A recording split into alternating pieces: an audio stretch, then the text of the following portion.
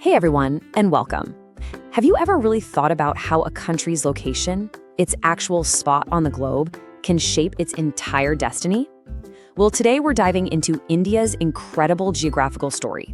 We're talking about its huge size, its super strategic location, and why, now more than ever, its place on the map really, really matters. All right, let's jump in. And you know, it's a pretty deep question, right? A country's location is never just random. It's the starting point for everything. Its climate, its trade, its whole history and culture. And believe me, when we're talking about India, that story is absolutely epic. We're about to see just how deep all those connections really go. All right, so first things first. Let's start with the basics. Where on earth is India? Think of it like we're finding its precise global address. Okay, here we go. Our starting point is this. India is located completely 100% in the northern hemisphere. You can't miss it. It's that giant, unmistakable peninsula hanging down from the Asian continent, jutting right out into the middle of the Indian Ocean. So now, let's zoom in on that global address. Those lines of latitude, they tell you its north to south stretch, all the way from the tropics up into the temperate zone. And the lines of longitude, they define how wide it is, its east to west spread. Put them together, and those coordinates basically draw the borders of this massive country right on the map. Now, check this out. One of the most important geographical lines for India is this one right here, the Tropic of Cancer. I mean, it practically slices the country into two equal halves. And this is way more than just a line on a map, you know? It's a real game changer.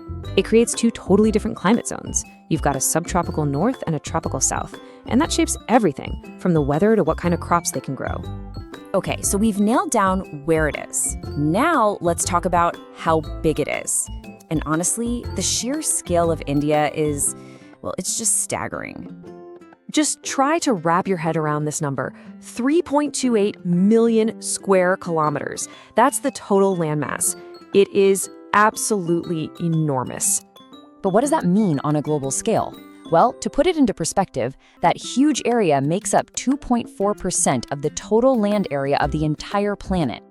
So where does that put India on the leaderboard of countries? It lands it squarely in the number 7 spot, the 7th largest country in the world. And this chart really helps you visualize that. I mean, sure, Russia is kind of in a league of its own up there, but look where India is. It's right there in the big leagues, shoulder to shoulder with giants like Canada, the USA, and Australia. And it's not just about the total area, you know? It's also about its edges. India's got this incredible land boundary stretching over 15,000 kilometers, sharing borders with a bunch of different countries.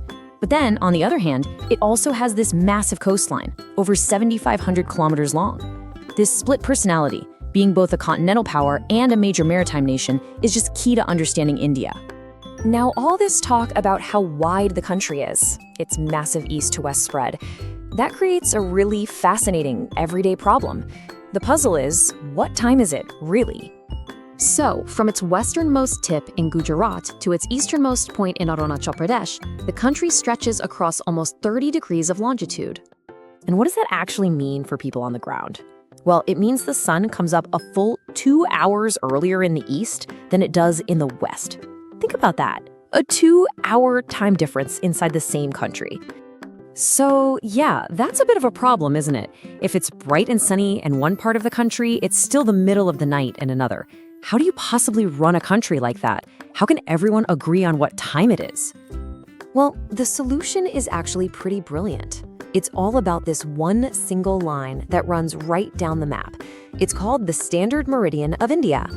So this one specific line of longitude, 82 degrees 30 minutes east, which happens to pass through a place called Mirzapur, that's the magic reference point. The local time right on that line is what's used as the standard time for the entire country. It's how everybody's clocks stay perfectly in sync from west to east. Okay, so let's pull back and look at the big picture again. Because India's location isn't just about its size or its time zones. It's about being in, well, a prime piece of real estate on the world's most important trade routes. I mean, look at this. India is perfectly placed right at the crossroads of the major sea routes that connect Europe and the rest of West Asia with East Asia. And that Deccan Peninsula, it pulls right down into the Indian Ocean like an anchor, giving it this incredible, commanding presence over some of the busiest shipping lanes on the planet. And honestly, this quote really just says it all. I want you to really think about this for a second. India's position is so important, so central to this massive body of water, that it is the only country in the world to have an entire ocean named after it. If that's not geographical significance, I don't know what is. And finally, let's talk about the neighborhood. You know, no country is an island, well, unless it's literally an island, but India shares its space with a whole bunch of other countries, and that plays a huge part in defining its identity in the region. So let's do a quick tour of the bloc. To the northwest, you've got Pakistan and Afghanistan. Up in the Himalayas to the north, it shares borders with China, Nepal, and Bhutan. Head east, and you'll find Myanmar and Bangladesh. And then if you look south across the water, there are its island neighbors, Sri Lanka and the Maldives. It's a really complex, dynamic, and absolutely pivotal part of the world. So when you boil it all down, geography has dealt India a really powerful hand. We're talking immense size, a super strategic position on the sea, and a central role in Asia. We've seen how these geographical facts have shaped its past, but the real question is, in today's super connected world, how is this unique geography going to define its future? Something to think about.